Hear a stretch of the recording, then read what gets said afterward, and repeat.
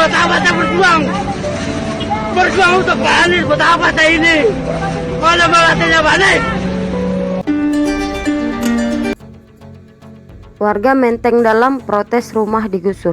Sudah cari Pak Anies belum? Ditulis X Hardi di seword.com.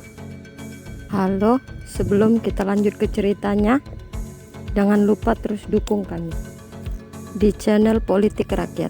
Jangan lupa tekan tombol subscribe dan lonceng notifikasinya agar kamu menjadi orang pertama yang mendapat informasi dari kami.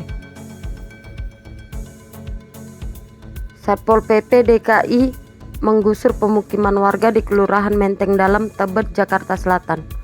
Lahan penggusuran tersebut karena akan dilakukan pengerukan lumpur di saluran Kali Baru serta penataan trotoar.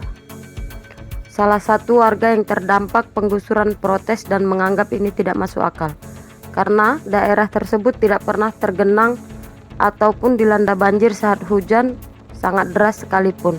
Selain itu, dia mengaku pihak BPN tidak dilibatkan untuk melakukan pengukuran tanah. Tidak pernah ada pengukuran batas yang akan digusur oleh pemerintah setempat, kata dia.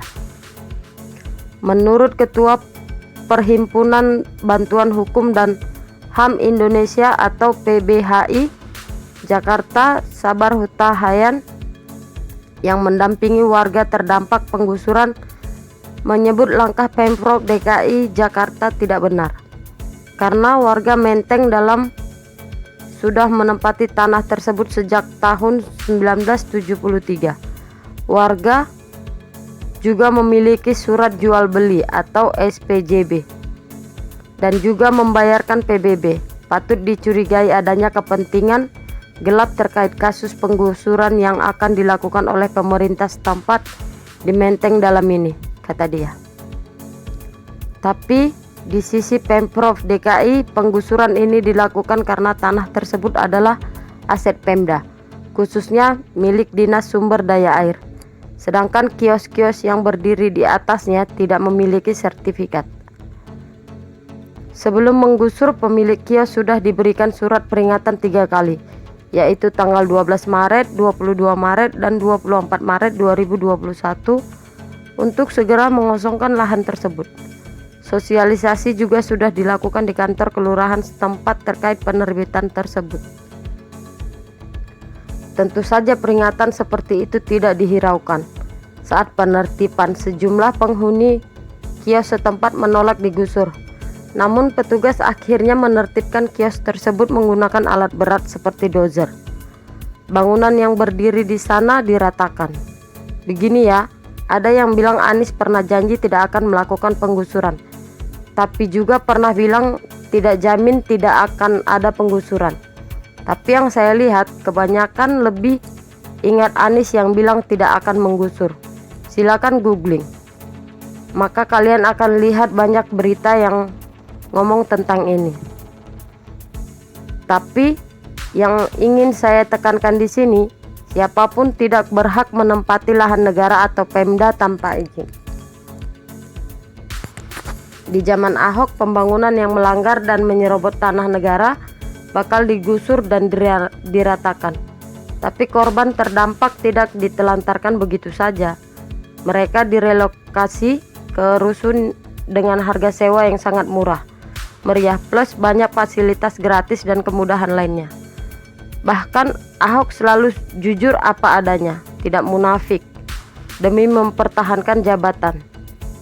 Gusur tetap gusur apapun yang terjadi. Gusur tapi dikasih solusi lain, itu bedanya. Tapi di zaman Anies saya kurang tahu. Yang saya tahu anggaran pembangunan rusun di stop. Janji lainnya adalah bakal memberikan impian bagi warga menengah ke bawah untuk memiliki rumah murah dan terjangkau. Tapi itu pun kayak prank. Banyak yang gagal dapat rumah, syarat pun diganti dengan menaikkan batas maksimal penghasilan per bulan jadi 14 juta rupiah dari sebelumnya 7 juta. Itu pun rumah yang baru dibangun baru 780 unit. Itu pun yang sudah terbangun baru terjual sebagian. Progresnya pun makin suram karena proyek ini terganjal kasus korupsi pengadaan lahan. Kalau mau protes coba silakan datangi balai kota dan temui Anies. Itu pun kalau bisa. Anies bukan Ahok yang mau menerima dengan tangan terbuka, apalagi bantu selesaikan masalah. Jadi kalau dikasih ganti rugi syukur, direlokasi syukur. Kalau enggak, apa boleh buat. Anggap aja sedang bernasib tidak baik digusur oleh Anies.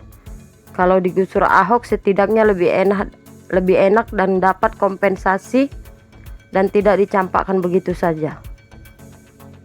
Sabar Hutahean menuntut Anies untuk menghentikan penggusuran paksa yang dianggap melanggar hak asasi manusia.